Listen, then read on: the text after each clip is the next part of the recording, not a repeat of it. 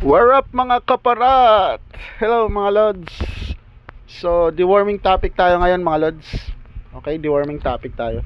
Ito po yung ginagamit namin pag nagde-deworm kami, yung Astig. Okay po, Astig po yung name ng tablet.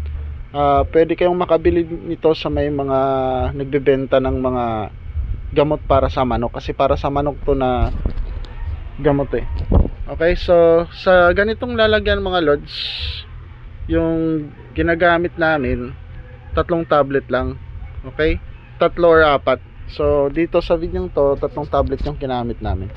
So, yung proseso mga lods, pag nalinis nyo na yung pan, nalagyan nyo na ng asin, dudurugin nyo na yung 3 tablet.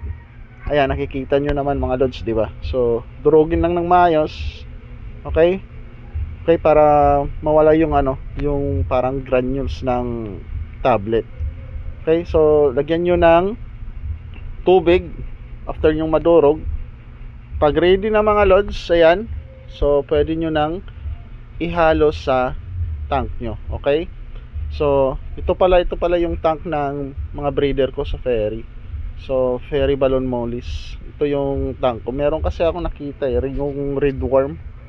Okay, so delikado po yan yung red worm kasi pwedeng ikamatay ng mga alagang isda natin yan mga lods. Okay, so yung mga hindi pa marunong, so kaya ginawa ko tong video na to para makatulong sa mga nagsisimula pa lang. So effective to mga lods, effective to. So after mahalo ng ng gamot, pwede na nating ibalik yung mga yung mga isda natin sa kanilang tank.